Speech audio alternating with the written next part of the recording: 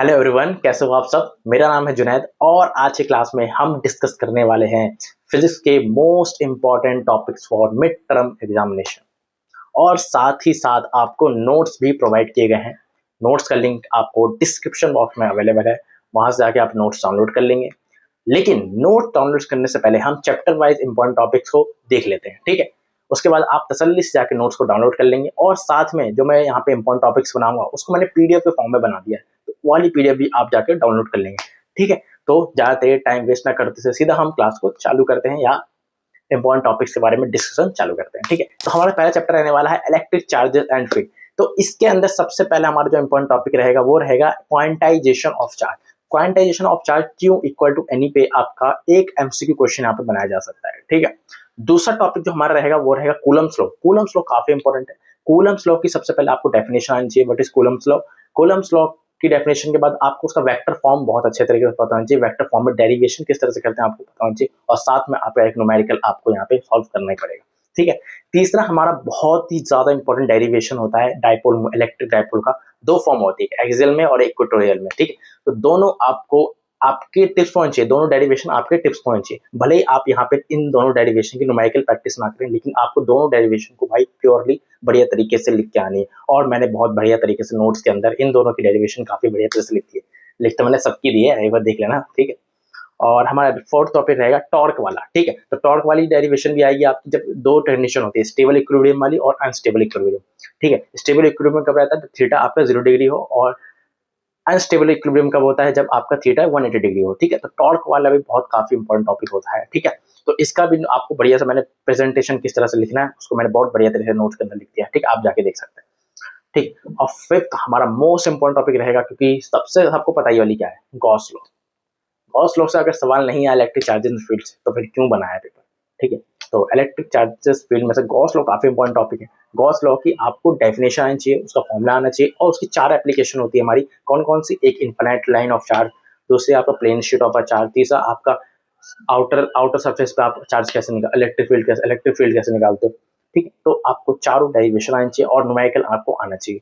Numerical में आप एक क्यूब वाला जो क्वेश्चन होता है बहुत फेमस है, उसको आप प्रैक्टिस करेंगे। एक सिलेंडर वाला क्वेश्चन आता है जहां पर इलेक्ट्रिक फ्लक्स निकालना पड़ता है, वो वाला आप उसको प्रैक्टिस करेंगे, ठीक है। साथ मैंने आपको नोट्स तो दे दिए हैं, आप नोट्स में से काफी सारे जितने भी टॉपिक हैं सबको बढ़िया तरीके से प्रिपेयर कर सकते हैं, ठीक है। बहुत बेहतरीन नोट्स लिखे हैं, इससे बाहर आपको कहीं भी नहीं जाना, ठीक है।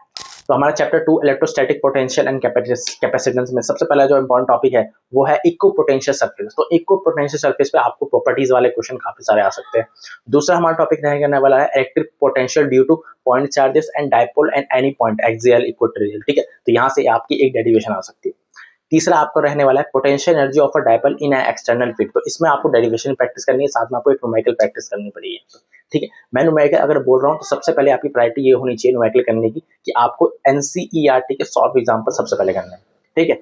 मोस्ट ऑफ द टाइम आपके सॉल्व एग्जांपल ही आपको एग्जाम के अंदर मिलते हैं, ठीक है। तो आपको सबसे पहले सॉल्व एग्जांपल करना है, बाकी में जितने भी डेरिवेशन है, जितने भी थ्योरी वाला पार्ट है, आपको मेरे नोट्स में से कंप्लीट करना है, ठीक है। और चौथा हमारा जो टॉपिक रहेगा वो बहुत इंपॉर्टेंट है, parallel plate capacitor. Parallel plate capacitor काफी इंपॉर्टेंट है। इसके अंदर आपका डायरेक्ट आता है, कॉम्बिनेशन वाला आता है, और energy stored in a capacitor, ये काफी तीन होते हैं। तो आपको डायरेक्ट्रिक वाले की डेरिवेशन भी याद करनी है, उसको उस पे न्यूमेरिकल आपको सॉल्व करके देखना है किस तरह से न्यूमेरिकल आप सॉल्व करते हैं, ठीक है। तो चैप्टर नंबर 3 हमारा करंट इलेक्ट्रिसिटी। यहाँ पे सबसे पहला आपका है ओम्स लॉ। ओम्स लॉ को आपको भाई क्या करूं बताओ, इफ डेफिनेशन ओम्स लॉ की आपको याद करनी है जो आपकी क्लास 11 की फिजिक्स के अंदर दे रखी है। दूसरा आपका मोबिलिटी टॉपिक होता है, वो भी 1 मार्क्स आ सकता है, टेम्परेचर वाला 1 मार्क्स आ सकता है। और आपका मोस्ट इंपोर्टेंट डेरिवेशन यहाँ पे रहेगा ड्रिफ्ट वेलोसिटी वाला डेरिवेशन, आई इक्वल टू वीना वाला, I equal to V D E N, ठीक है। तो ये वाली डेरिवेशन आपको भाई रट के जानी है, और मैंने इतनी बेहतरीन तरीके से लिख रखा है नोट्स के अंदर, जब आप देखेंगे तो आपको प्यार हो जाएगा नोट्स से, ठीक है। तो आई इक्वल टू वीना वाली आपको डेरिवेशन पूरी लिख के आनी।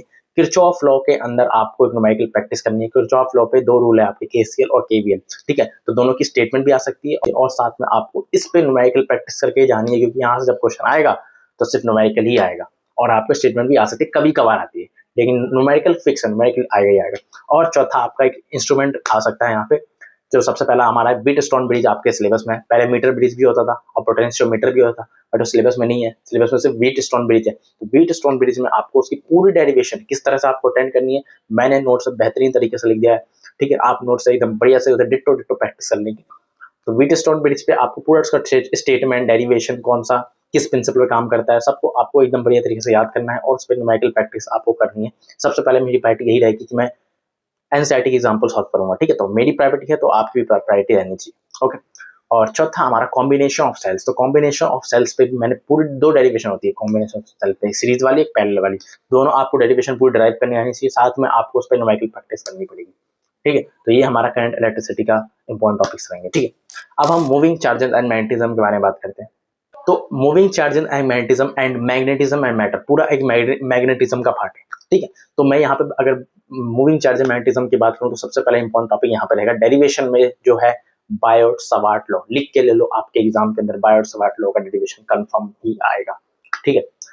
दूसरा हम बात करेंगे लॉरेंस फोर्स। लॉरेंस फोर्स की आपकी डेफिनेशन आ सकती है, 1 टेस्ला की आपकी डेफिनेशन आ सकती है, एम्पियर सर्किट लॉ की आपकी डेफिनेशन आ सकती है। ये 3 आप डेफिनेशन पक्का याद रखे जाएंगे। कौन कौन सी बोली मैंने? लॉरेंस फोर्स, 1 टेस्ला एंड आपकी एम्पियर सर्किट लॉ, ओके। तो ये 3 टॉपिक रहेंगे। और डेरिवेशन की हम बात करें तो torque on current loop, torque on current loop की डेरिवेशन आपकी एग्जाम में आएगी और इसको मैंने बहुत बेहतरीन तरीके से लिख रखा है, आप डाउनलोड करके देखें और मुझे कमेंट करके बताएं कि आपको नोट्स कैसे लगे, या मुझे आने वाले नोट्स के अंदर क्या इसमें और अच्छा काम करना चाहिए जिसमें और नोट्स को और बेटर बना सकूं, ठीक है। और हमारा इंपॉर्टेंट टॉपिक रहने वाला है एम्पियर सर्किट लॉ के एप्लीकेशन, ठीक है।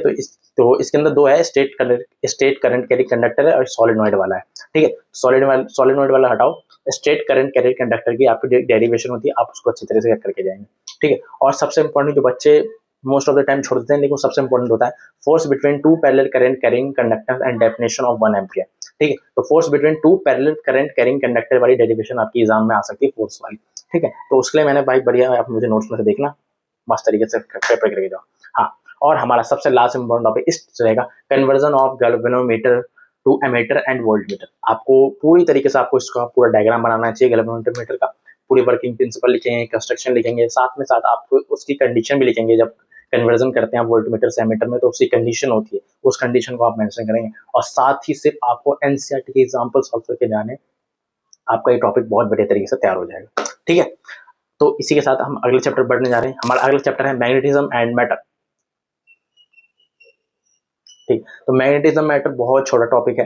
मैग्नेटिज्म एंड मैटर से हमारा टॉपिक रहेगा बार मैग्नेट, जहां से बार मैग्नेट में से आपका एमसीक्यू और शॉर्ट क्वेश्चन बन सकता है। दूसरा हमारा डायमैग्नेटिज्म, पैरामैग्नेटिज्म, फेरोमैग्नेटिज्म पे एग्जांपल एंड प्रॉपर्टीज आपको याद करके जाना। मैग्नेटिज्म मैटर के नोट्स मैंने नहीं बनाए हैं, उसको मैं 1 से 2 दिन में अपडेट कर दूंगा डिस्क्रिप्शन बॉक्स में। बाकी सभी चैप्टर के नोट्स मैंने प्रोवाइड कर दिए। मैग्नेटिज्म एंड मैटर के मैंने नोट्स अभी नहीं बनाए, उसको मैं अपडेट कर दूंगा, आप कुछ दिन बाद 2 या 3 दिन बाद देख लेना, ठीक है। हमारा अगला चैप्टर रहने वाला है इलेक्ट्रोमैग्नेटिक इंडक्शन, काफी इंपॉर्टेंट टॉपिक होता है। सबसे पहला हमारा यहाँ पे इंपॉर्टेंट टॉपिक रहेगा फैराडेज लॉ। फैराडेज लॉ पे आपको डेफिनेशन भी याद करनी है और उस पर न्यूमेरिकल सॉल्व करके देखना है, ठीक है। दूसरा हमारा रहेगा लेंस लॉ। लेंस लॉ पे आपको डेरिवेशन ऑफ आपको न्यूमेरिकल सॉल्व करना है, ठीक। तीसरा यहाँ पे रहेगा सेल्फ एंड म्यूचुअल इंडक्शन की आपको डेरिवेशन प्लस न्यूमेरिकल सॉल्व करना है, ठीक है। और चौथा हमारा रहेगा instrument AC generator. AC generator की पूरी डेरिवेशन, वर्किंग प्रिंसिपल क्या है, कंस्ट्रक्शन क्या है, पूरा कंप्लीट आपको टिप्स होनी चाहिए, डेरिवेशन प्लस यहाँ पे न्यूमेरिकल सॉल्व करने के लिए आपको आएगा, ठीक है। और नोट्स के अंदर मैंने बहुत बेहतरीन तरीके से डेरिवेशन लिख दिया, आप बोलोगे तो आपको प्यार हो जाएगा उस नोट से, ठीक है। बढ़िया से आप प्रैक्टिस करें और ठीक है। तो अगले चैप्टर बढ़ते हैं।